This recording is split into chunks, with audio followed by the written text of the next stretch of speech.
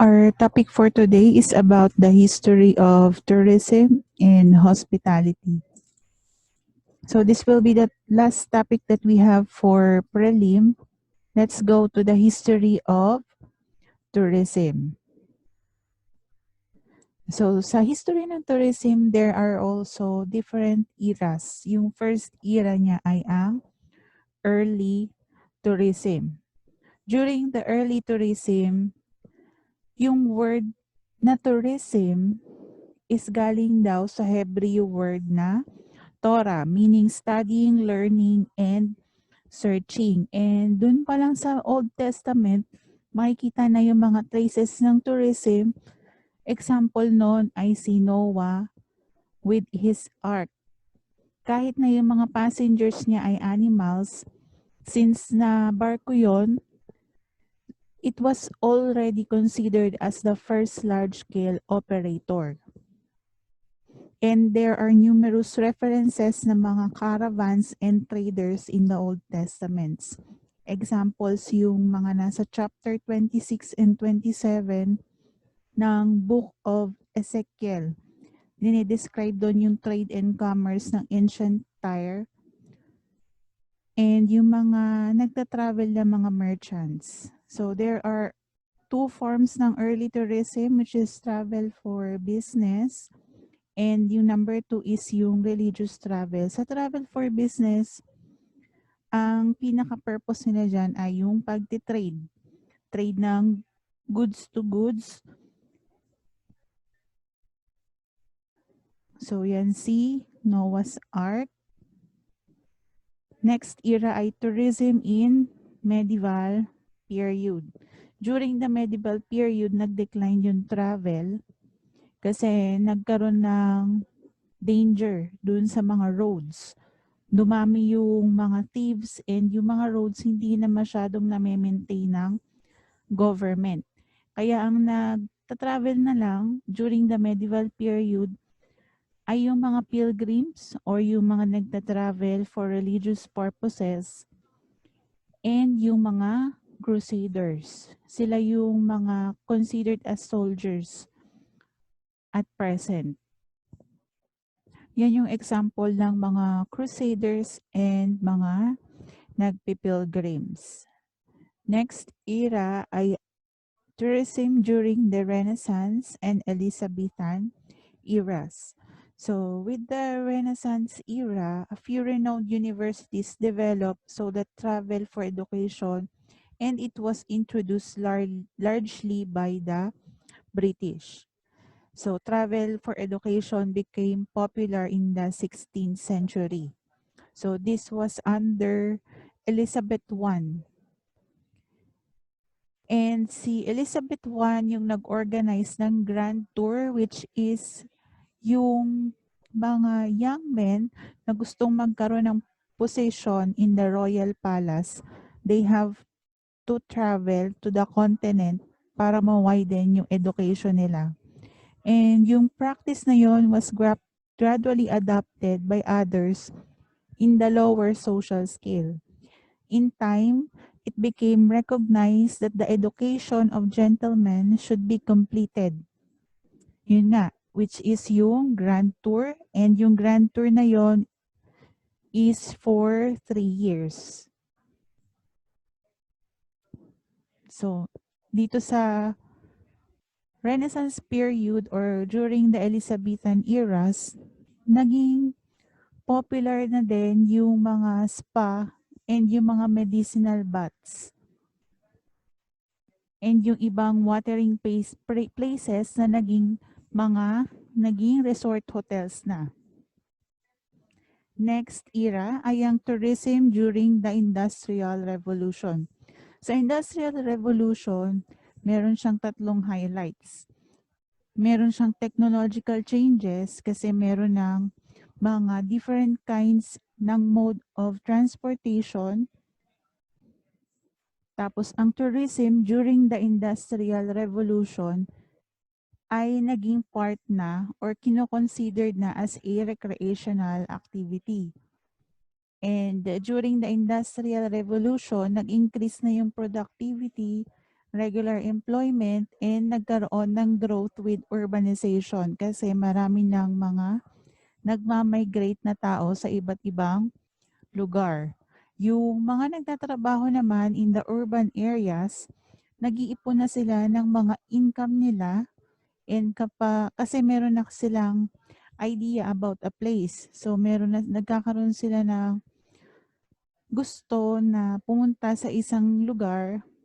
So mag-iipon sila ng income nila and during the holidays, pag wala silang pasok, pupuntahan nila yung lugar na gusto nila. Next era ay modern tourism era.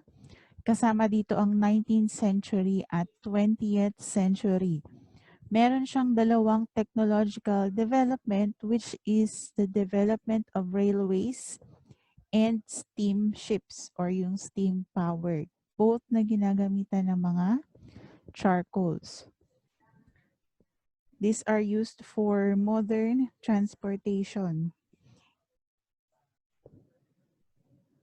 During the modern era, nagkaroon na rin ng pagiging organized sa tourism kasi nagkaroon na ng mga tour operators in Britain and United States. Yung first tour companies sa Britain ay si Dean and Dawson. So itinayo siya noong 1871. Polytechnic Touring Association noong 1872. At saka Frames Travel Agency 1881. Si Thomas Cook, siya yung pinaka first na nagtayo ng travel agency. He organized the first American tour noong 1866. And siya yung nag-organize ng isang first excursion train trip between Leicester and Loughborough in 1841. Merong 570 passengers yon na merong round trip fare of sa isang tour lang. Tapos, siya rin ang nagpauso nung tinatawag na circular notes. Ito yung equivalent na ng mga traveler's check sa buong mundo na ngayon. So, traveler's check, yung mismong company mo na yung magbabayad for your tour. Magpupunta ka lang doon, meron kang letter galing sa company mo or yung company mo nagsend na ng advance doon sa tour operator na nagsend sila ng mga list kung sino-sino yung mga sasama. Photography and guidebooks naging popular na rin during the modern tourism era. Sa United States din, yung tour company ay ginawa ni Henry Wells. So this is Henry Wells and William Fargo. Ang pangalan ng tour company nila ay American Express Company.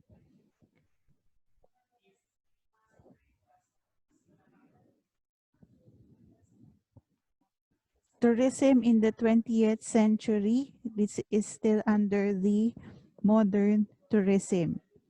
So this is the golden age of mass tourism kasi dumami na ng dumami yung mga gustong mag-travel and yung mga gustong mag-migrate, nagta-travel din sila sa iba't ibang lugar to scout kung ano yung magandang location dun sa bago nilang titirahan.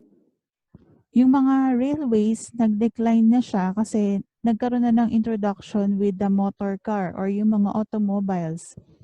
And nauso na rin yung mga public road transportations. Yung air travel, naging mas mabilis na siya through the introduction of Boeing 707.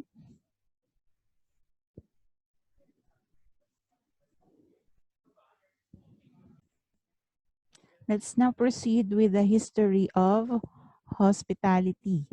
So, saan naman nagsimula si hospitality? There is also eras for hospitality. First is ancient period, tapos yung mga empires, 32,000 BC to 476 AD, medieval period, early modern period, 1600 AD to 1800 AD, and the modern period. During the ancient period, so merong mga Sumerians. Ito yung mga Sumerians and ito yung Sumerian architectures nila. So sila yung mga unang nag-establish ng mga Sumerian taverns, and yung mga Sumerians ay mga skilled farmers and cattle breeders. So Sumerians are the one who established the taverns, and those taverns serve beers to the local residents because they realized that they need to have an accommodation when they already have the Sumerian traders. Those Sumerian traders required services for travelers. But some of those taverns attracted criminals and others who meet at the taverns to plot crimes.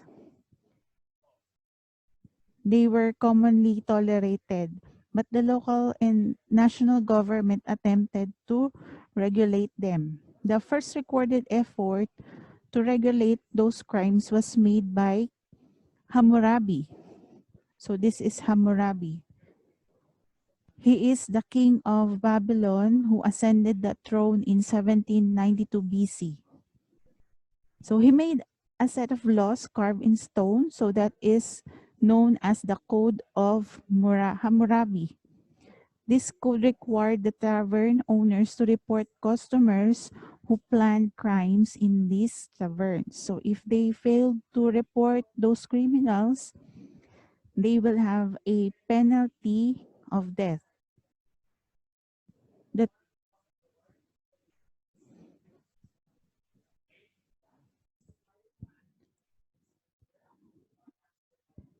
In 2000 BC, a considerable amount of trade had developed among the people in the Middle East. So many became traders of exotic goods. Those traders needed hospitality services for their long journey. So some enterprising individuals set up a caravanserai. So this caravanserai provided food and shelter to travelers. They were the early examples of inns.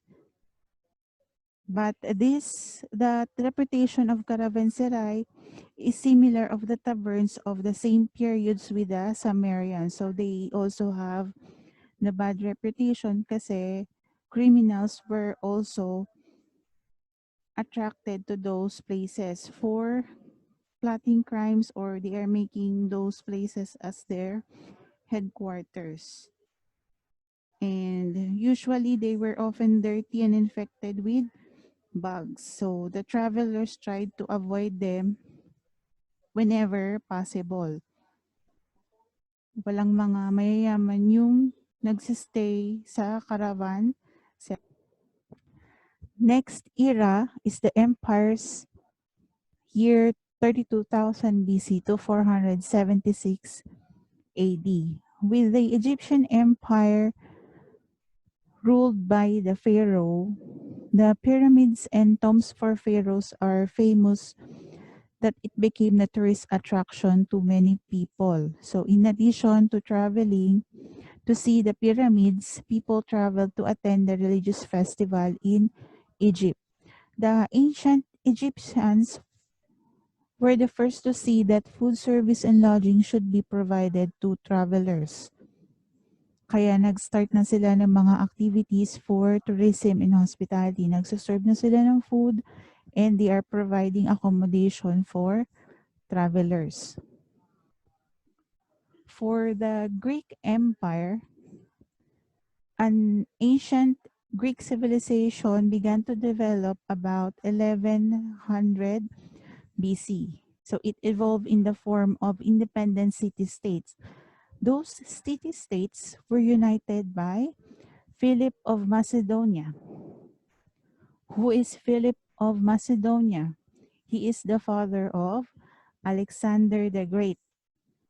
Alexander the Great is the one who built an empire surrounding Mediterranean and extended as far as east of India. The Greeks were dedicated travelers. Their land and sea travels made them dominant in the Mediterranean region, and because of increased travel, some form of overnight accommodation became their necessity. So they also have inns and taverns, and it became common in ancient Greece. Ancient Greece also developed the restaurants for fine dining. The Roman Empire in 146 BC, after many years of conflict with the Greece, the Roman territories is mostly in Western Europe and in the Middle East. So inns and taverns were established throughout the empire. Pero yung mga Romans na yon, they improved those inns and tavern. They put main roads beside those establishments para for easier access and para mas mapadali yung pagsistay ng mga government officials and couriers of the Roman government. Pinaganda nila yung inns and taverns. Kaya ang sabi ni Marco Polo, it's already fit for a king. Ibig sabihin maganda na siya, so parang nagmumukha na siyang hotel yung mga inns and taverns during the Roman Empire.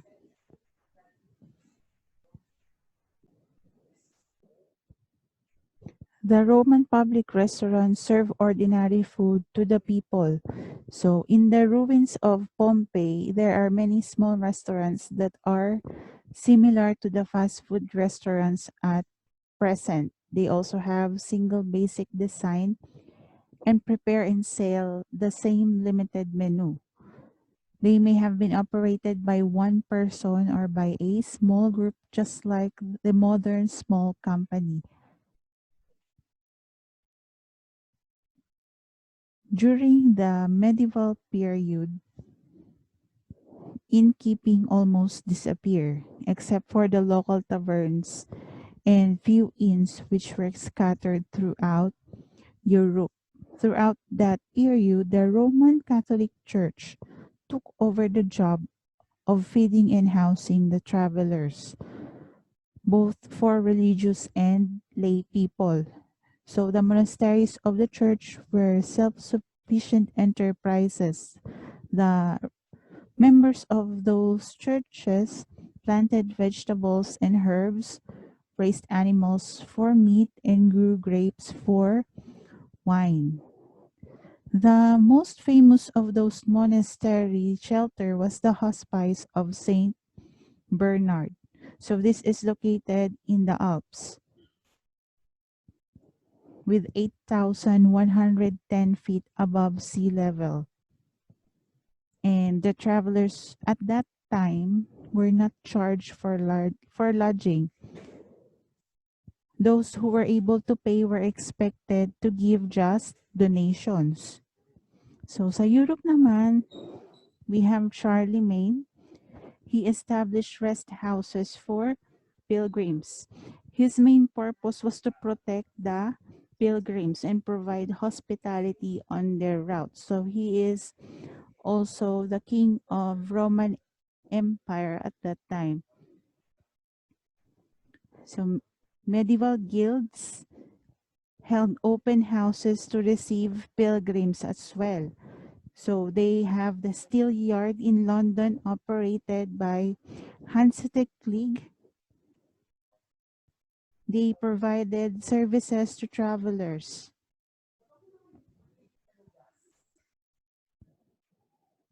During the early modern period, 1600 AD to 1800 AD, the type of eating place for commoners was called an ordinary. So it was appeared in England, and those places were taverns that served fixed price and fixed menu. During that era, coffee and tea began to influence the culinary habits of Western Europe. So tea developed slower than coffee as a common beverage. During the next century, dahil nga masikat na si coffee houses were built all over the Europe. Kaya sa Italy, sa Venice, the famous cafe was Cafe Florian, located at Piazza San Marco. So ito yon, si Cafe Florian. And the first English coffee house was in St. Michael's Alley. St. Michael's Alley is in London and it was built in 1652. In 1683, Kolchitsky opened the first coffee house in Central Europe. It was in this coffee house that the first cup of coffee sweetened with honey and milk was served.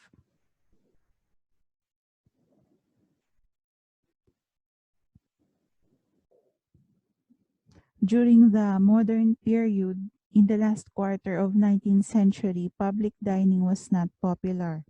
Many hotels were constructed without dining facilities. Saan kakain si hotel guest? Hotel guests took their meals in their rooms. In 1875, a dining facility was opened in Albemarle Hotel in London.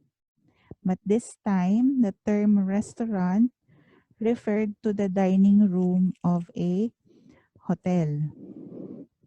So in 20th century, 1921, si Walter Anderson and Billy Ingram began the White Castle hamburger chains. Si Marriott Hot Shop and root beer stands open in 1927. Yan yung parents ni Marriott. Yung nagtayo ng Marriott Hotel. In 1925, Howard Johnson opened his original restaurant in Wollaston, Massachusetts.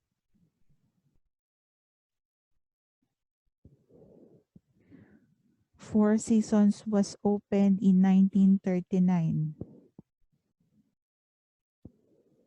and was the first restaurant to offer seasonal menus, for example, for summer, spring, fall, and winter with its modern architecture.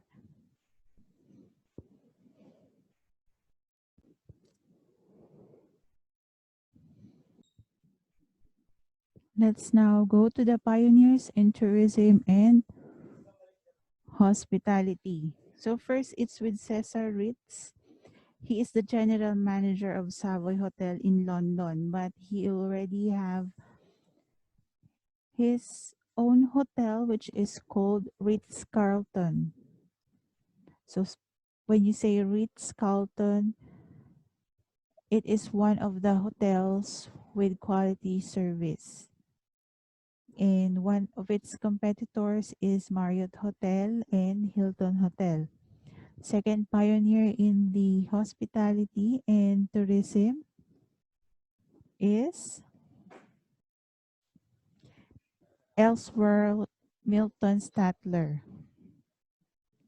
Ellsworth Milton Statler is considered to be the premier hotel man of all time.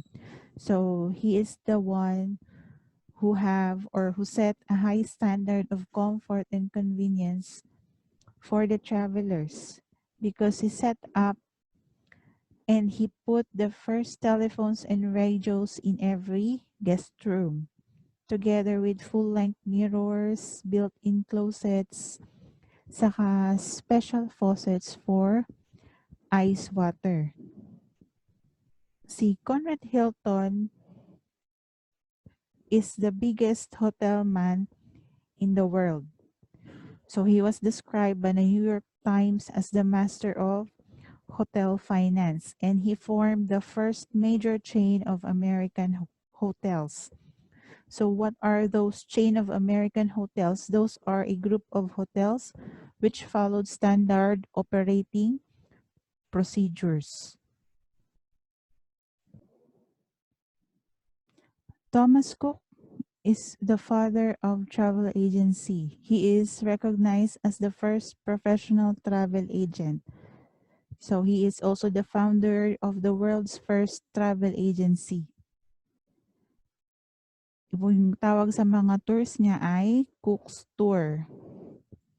Next pioneer, si Howard Deering Johnson was the pioneer of brand leveraging. So he introduced franchising in 1930s. J. Willard Marriott founded the Marriott Corporation or the Marriott Hotel.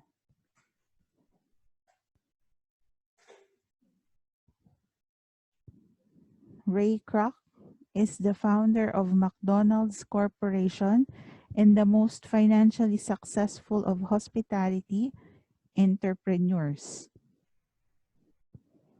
Isadore Sharp is the founder of Four Seasons Hotel. So Four Seasons Hotel is the world's largest hotel chain. And Ruth Fertel was the most successful woman restaurateur at present. She was the founder of Chris Steakhouse, which is the largest upscale restaurant in United States. Meron siyang 59 branches, 54 sa US and Puerto Rico, tapos 5 international.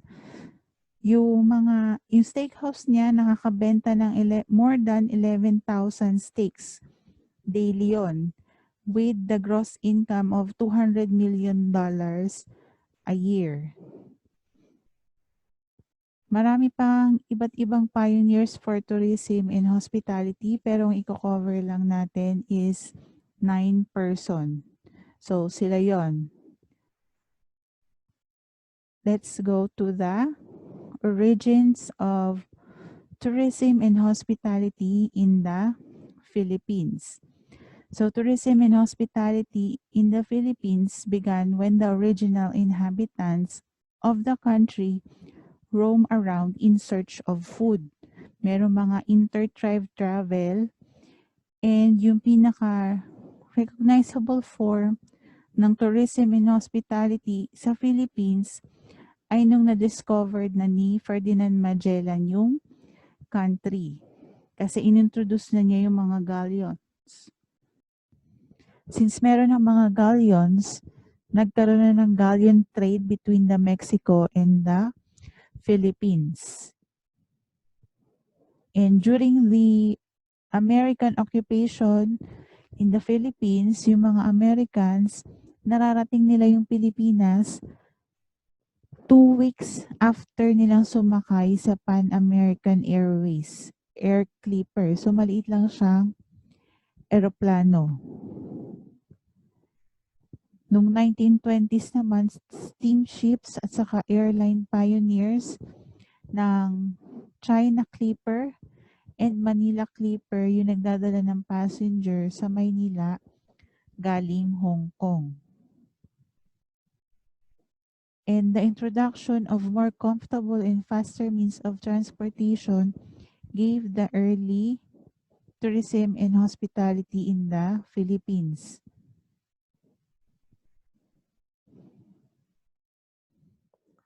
It was difficult to measure tourist activities before World War II because there are no statistical record and data available at that time.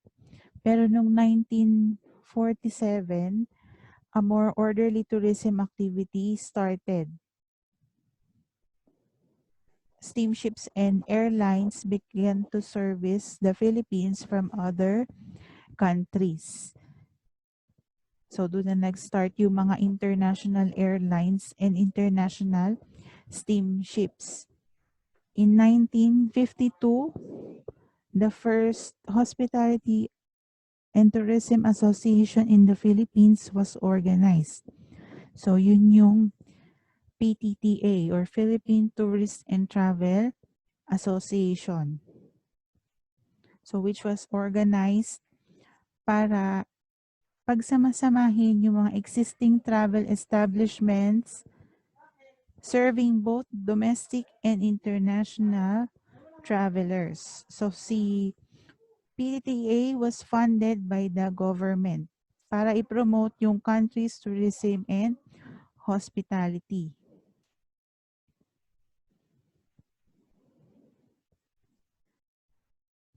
So noong 1972, the tourism industry in the Philippines has launched several programs for the development of hospitality industry. So those are multi-sectoral partnership with the local governments, private sectors, dumami na yung mga nagmamay-ari ng mga private companies like travel agencies and transportation services. Tourism and hospitality councils, yung mga tourism and hospitality organizations, strict enforcement of tour facility standards, yung mga pangangalaga sa mga tourist destination and expansion of training programs to improve the standards of services. So, yan ay applicable for those residents para mas maganda pa yung maibigay nilang service with the tourist. International travel patterns, saan yung pinaka may maraming tourist? So major travel flows occur between United States and Western Europe. Travel to Africa is usually one way, originating in Europe. The heaviest flow of air traffic into Europe is between New York and London. Within Europe, the major air traffic are between London and Paris, London and Frankfurt, and Milan and Rome. These are the cities in Europe that is mostly visited by the tourists.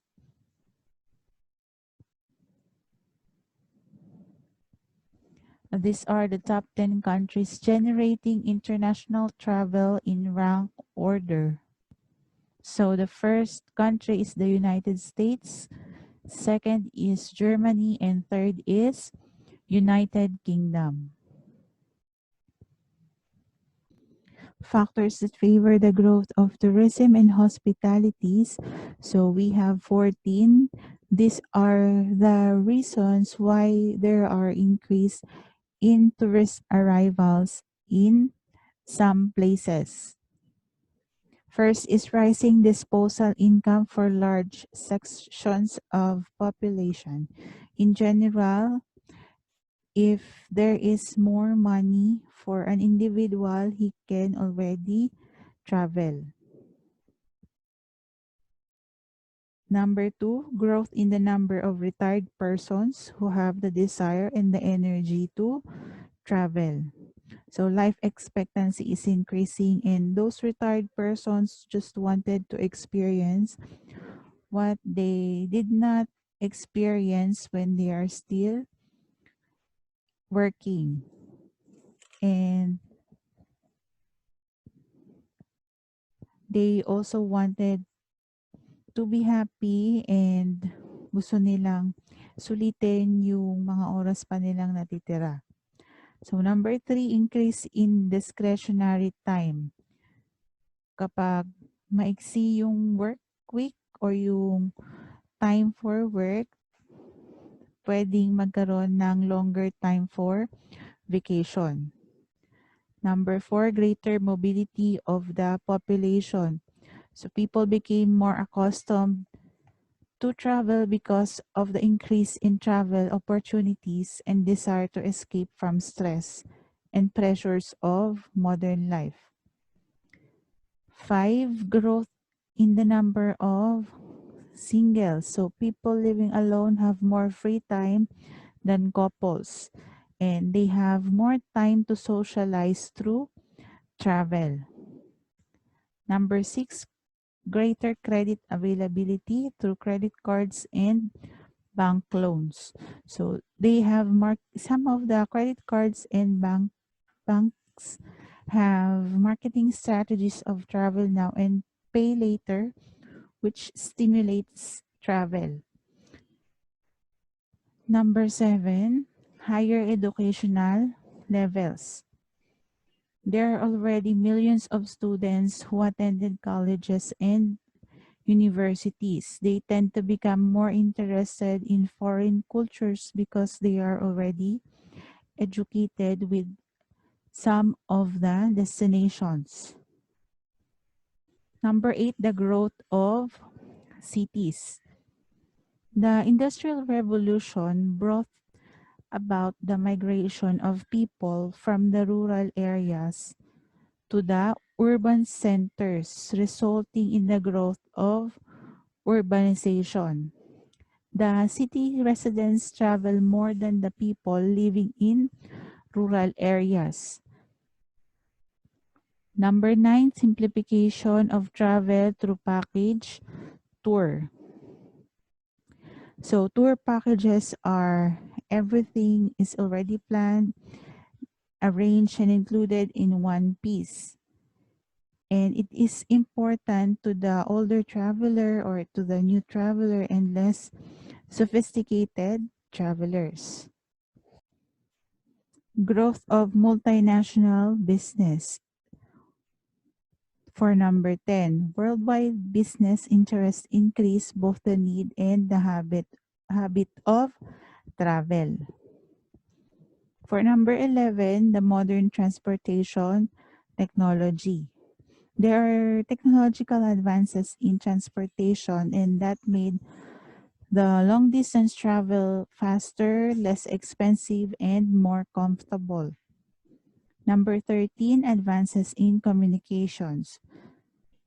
Television and your favorite movies enlarge the travel's perspective. The world is brought into the living room through television. Sometimes a documentary film can create interest in places not considered as travel destinations in the past. For number 14, it is for smaller families and changing roles. So in America and in Europe, birth rates have declined. It gives the adults more free time to get away from family responsibilities or they have more time for themselves. They also have more time to travel because they have less priorities. That will be the last topic for our prelim, and see you on our next discussion.